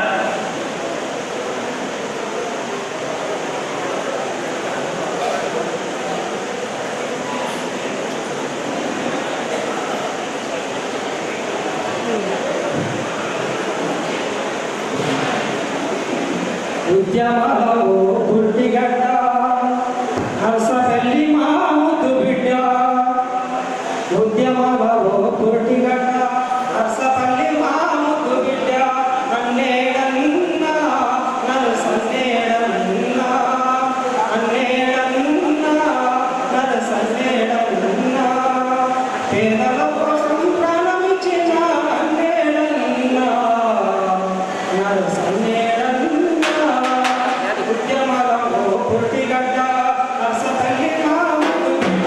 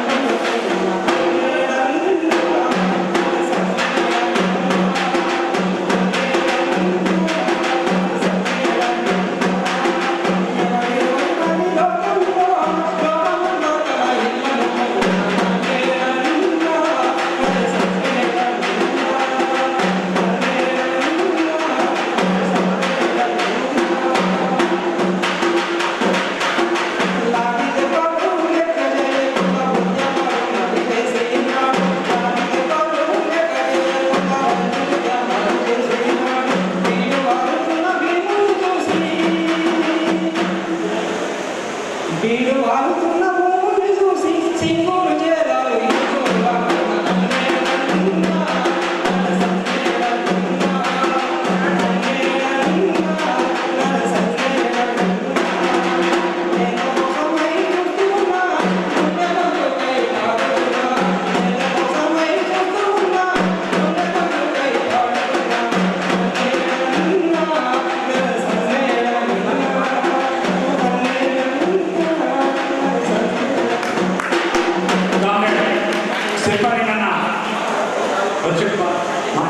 పాట పాడాల్సిందిగా కోరుతున్నాను. మిత్రులారా, నర్సన్న ఉన్నప్పుడు ఒక 25 సంవత్సరాల కిందనే సంఘం ఉండాలి, సంఘానికి ఒక స్థలం ఉంటే బాగుంటుందని ఆనాడు దిగంబర్ బాయ్ నర్సన్న ఇద్దరి పేరు మీద ఒక 440 గజాలను రిజిస్ట్రేషన్ చేయడం జరిగింది. ఇక్కడ అర్సాపేటలో ఉండే ఎంఎల్ పార్టీ లేదా ఎన్ఎల్ పార్టీ సాంస్కృతికలు మిత్రులందరితో కూడా కలిసి సంఘాన్ని ఒక నిర్మాణం చేయడం జరిగింది. అది మధ్యనే ఆగిపోయింది. దాన్ని రేపు ఎప్పుడైనా మీ అందరి సహకారంతో దాన్ని పూర్తి చేసుకోవడానికి మీ అందరి సహకారం కావాలి. దాన్ని పూర్తి చేద్దాం. అది రైతులందరికీ, రైతు పోరాటాలకు వేదికగా ఉంటుంది. ఎట్లయితే అర్సాపల్లి గతంలో వేదికగా ఉందో ఆ సంఘం కూడా వేదికగా ఉండాలని చెప్పేసి కోరుతున్నాను.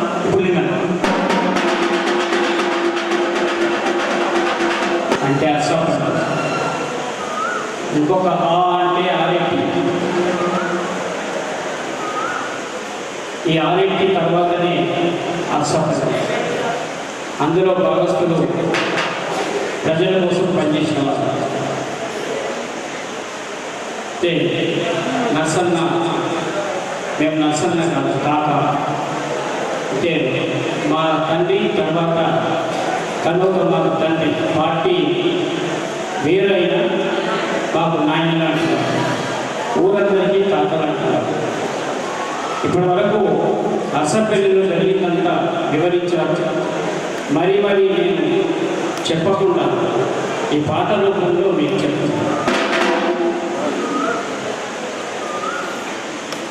ఎందుకమ్మా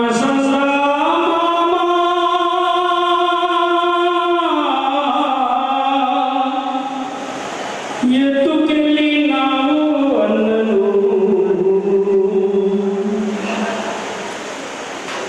ఎందుకమ్మా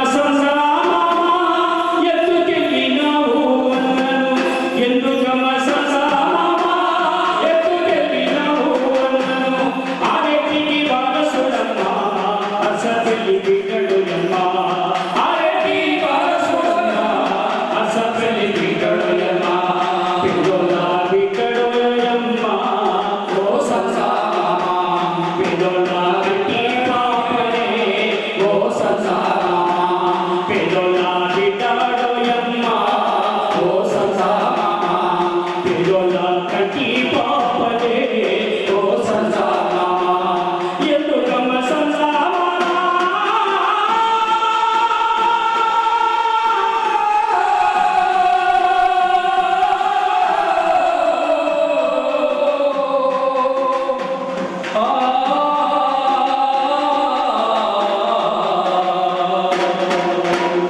ఆనాడు సాపల్లి అనగతో కబడి నాది, ఆనాడు సాపల్లి అనగతో కబడి నాది, మాది పట్టణ పోలీస్ పట్టణ కర్నాల బైకిల్ కాబడి, మాది పట్టణ పోలీస్ పట్టణ కర్నాల కాబడి, గొర్రెల పెత్తనాల చూసి తిరగబడ్డ జనమే వాళ్ళు, గొర్రెల పెత్తనాల చూసి తిరగబడ్డ వాళ్ళే వాళ్ళు, నలుగురు వేసుకున్నారే ఓ సంసారమా, ప్రజల మండలి పెట్టారే ఓ సంసారమా, నలుగురు వేసుకున్నారే ఓ సంసారమా, ప్రజల మండలి పెట్టారే ఓ సంసారమా, కళ్ళకు సంసార కదన్నారు ఓ సంసారమా, జనం కోసమే కదలురా ఓ సంసారమా, ఎందుకు మాత్రమా.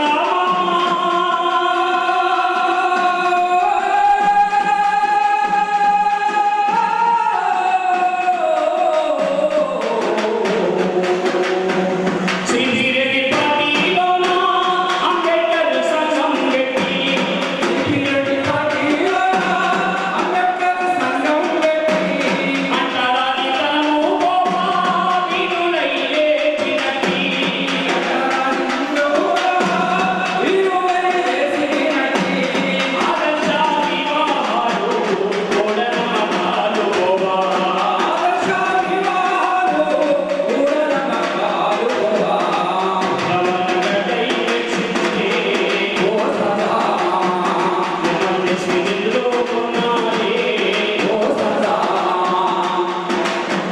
జోగిని ఆచారాలు జోరుగా సాగుతుంటే, జోగిని ఆచారాలు జోరుగా సాగుతుంటే, ఆడబిడ్డ అందరినీ అందరూ ముట్టుకుంటే, ఆడబిడ్డ అందరినీ అందరూ ముట్టుకుంటే, పోరాటాలు కాకలు పార్టీ నిలబడినారు,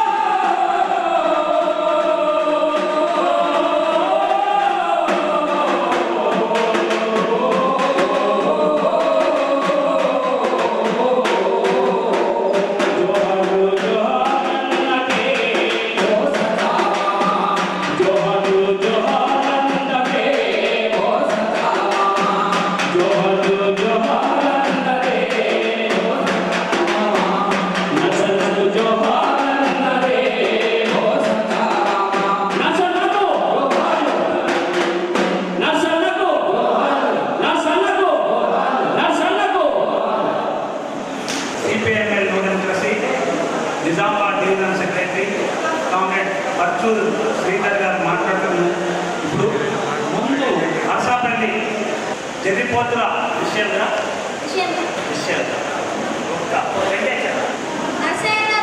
సంస్మరణ సభకు వచ్చిన అందరికీ పేరు పేరున కళాభివందనాలు. ఈ భూమి మీద అందరూ పుడుతుంటారు, చస్తుంటారు, కానీ కొంతమంది ప్రజల మనసుల్లో నిలిచిపోతూ ఉంటారు. అటువంటి వాడే మన నర్సయ్య గారు. పల్లె పల్లె ఎగరాలి ఎర్రజెండో, మన గల్లి గల్లి ఎగరాలి ఎర్రజెండో, పల్లె పల్లె ఎగరాలి ఎర్రజెండో, మన గల్లి గల్లి ఎగరాలి ఎర్రజెండో.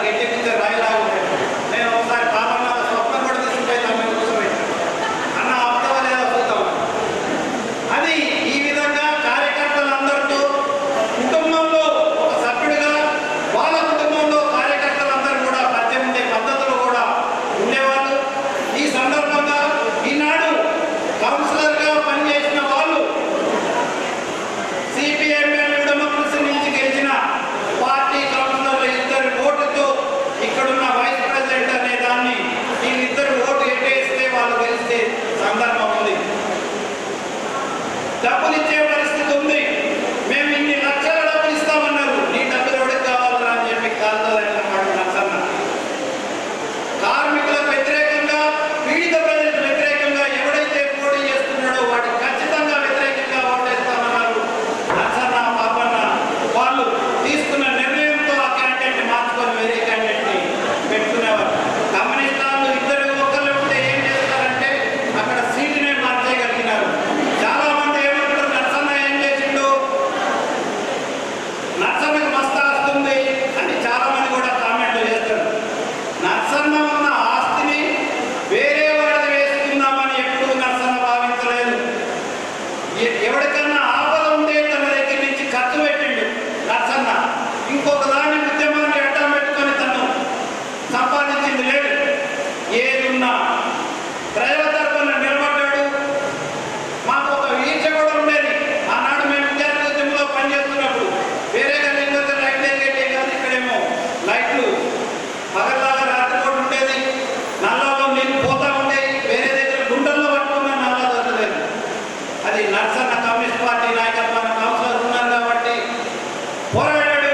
నీళ్ళ సమస్య ఇప్పటికీ లేదు అర్థపల్లిలో. అది నర్సన్న బీచ్ లైట్ కానీ వాటర్ సమస్య కానీ. అదేవిధంగా మరొక చిన్న లోపం కూడా ఇక్కడ నర్సన్న కుటుంబంలో సరైన టైంలో నిర్ణయం తీసుకోకపోవడం వల్ల తన పెద్ద కొడుకుని పాము కాటు వల్ల గురై మనం వేరే దాని మీద ఆశ పెట్టుకొని సరైన టైంలో హాస్పిటల్ కోల్పోవడం అనేది జరిగింది. అదేవిధంగా దాని స్మారకార్థం రైతు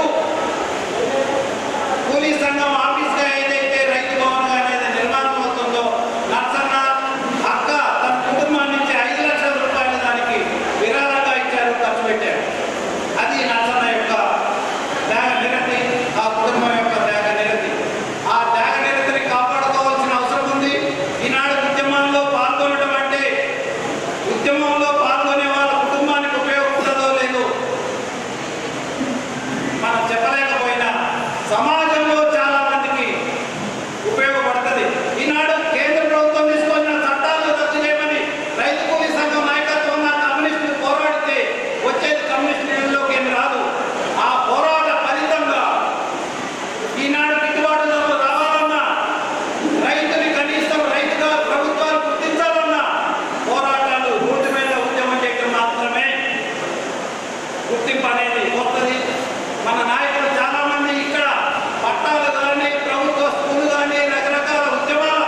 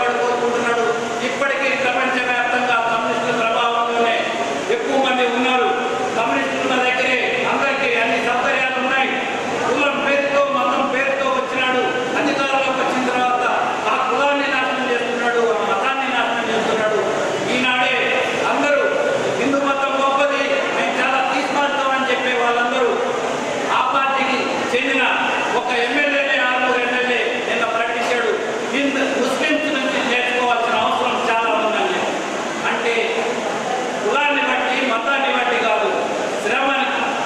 దోపిడీ చేసేవాడు ఏమన్నా హిందూ అని ఏమన్నా పనిచేసే హిందూ వాడు వస్తే 1000 రూపాయలు ఇచ్చేది 10,000 ఇస్తున్నారా? ముస్లిం అని ఒక ధార్మికుడు వస్తే నా ముస్లిం అని చెప్పి అంటే 1,00,000 రూపాయలు ఇస్తున్నారు అయ్యారు. శ్రమ చేసేవాడిని హిందూ అయినా ముస్లిం అయినా నిర్దాక్షంగా దోపిడీ చేస్తారు. దోపిడీ చేసేవాడు హిందూ అయినా క్రిస్టియన్ అయినా ముస్లిం అయినా కలిసే ఉంటున్నారు. కానీ పేద ప్రజల్ని హిందూ పేరుతో ముస్లిం పేరుతో విడదీస్తున్నాడు. దీనికి వ్యతిరేకంగా నరసన్న నిలబడ్డాడు. నరసన్న ఆశయాన్ని కొనసాగించాలంటే ఉద్యమాలు మాత్రమే, వర్గ పోరాటాలు మాత్రమే ఈ దేశానికి రక్షణ అని చెప్పి తెలియజేస్తూ కామ్రేడ్ నరసన్నకి మరొకసారి జవాబు చెప్తూ అచ్చపల్లి నుంచి ఇచ్చిన ఇంత పెద్ద నాయకుడికి అచ్చపల్లి గ్రామస్తులు కూడా మరొకసారి ధన్యవాదాలు. ధన్యవాదాలు. చివరిగా ముగించడానికి సిపిఎంఎల్ యూనియన్ జిల్లా నాయకుడు కామ్రేడ్ సూర్యశివాజీ వచ్చి 1 నిమిషంలో ముగించాలని కోరుతున్నాను. మిత్రులారా, కమ్యూనిజం పని అయిపోలేదు. కమ్యూనిజం ఎందుకంటే ఒక పెద్ద ఉన్నవాళ్ళ ఇంట్లో డ్రైవరు మామూలు వాడే, వాళ్ళ బట్టలు ఉతికేవాడు మామూలు వాడే, వాళ్ళ కరెంట్ ఇచ్చేవాడు మామూలు వాడే, వాళ్ళ ఏసీ చేసేవాడు మామూలు వాడే. మామూలు వాళ్ళు 90 మంది ఉన్నారు. 10 మంది ఉన్నదని కాదు, ఇది గెలుస్తుంది. ఇప్పుడే అమెరికా బాగా అభివృద్ధి చెందిన దేశం. న్యూయార్క్ నగరానికి కమ్యూనిస్టు ముస్లిం అయిన ఒక నాయకుడు రేపు గెలుస్తాడు అనేది చెప్తున్నాను.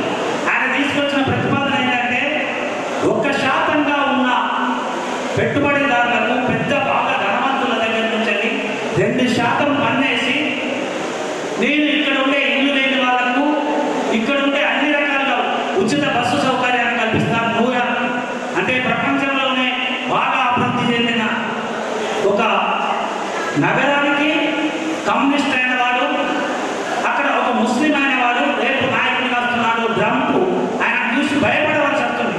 ప్రపంచాన్ని భయపెట్టిస్తున్న ఒక నాయకుడు, ఆయుధ వ్యాపారి, రక్త పిపాసి భయపడుతుంది. ఎందుకంటే కమ్యూనిజానికి రేపు న్యాయానికి ధర్మానికి ఎట్లయితే బాగుంటుందో న్యాయం గెలుస్తుంది, ధర్మం గెలుస్తుంది.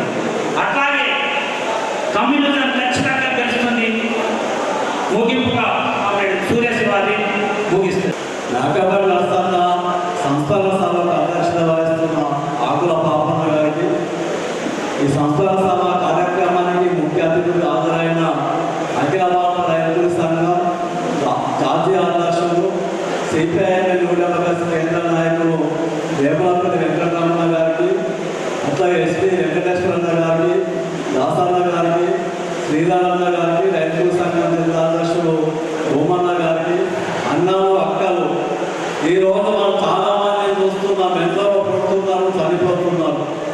ఇవాళ సిపిఐఎం యూనియన్ పార్టీ జిల్లా కమిటీ ఆధ్వర్యంలో కామ్రేడ్ నరసన్న 53 సంవత్సరాలుగా తను నమ్మిన సిద్ధాంతం కోసం నిరంజన నీడలో చివరి శ్వాస వరకు కూడా సేవలను అందించినటువంటి చిరస్థానీయుడు నరసన్న అమరత్వం ఉన్నతమైనది కాబట్టి ఓర్పు సహనంతో 2 గంటల పైగా ఊపుకుండి నరసన్నను యాద్ చేసుకోవడం అంటే అది సామాన్యమైనది కాదు. నరసన్న ఈ లక్ష్యం కోసం, ఆశయం కోసం, సమాజ మార్పు కోసం ప్రయత్నం చేసిందో మనం అందరం, మీరందరూ కలిసి కూడా ఆ ఉద్యమాల్లో భాగస్వామ్యమై ఈ దేశంలో నూతన ప్రజాస్వామిక విప్లవాన్ని సాధించిన నరసన్నకు నిజమైనటువంటి నివాళి శ్రద్ధాంజలి ఘటించిన వాళ్ళం అవుతాం. కాబట్టి సిపిఐఎం యూనియన్ పార్టీ గత 55 సంవత్సరాల పైగా పేద ప్రజల కోసం, కష్టజీవుల కోసం, రైతుల కోసం, కార్మికుల కోసం, అందరి కోసం పోరాటం చేస్తుంది. ఎందరో మంది వీరుల్ని పోగొట్టుకున్నది.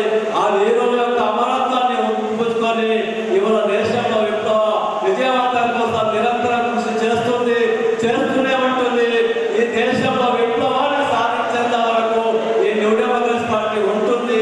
ఆ వెలుగులో మీరు అంతా ప్రయాణించాలని చెప్పేసి న్యూ డెమోక్రసీ పార్టీగా మీ అందరికీ విజ్ఞప్తి చేస్తూ ఈ సభను ఇంతలో ముగిస్తున్నామని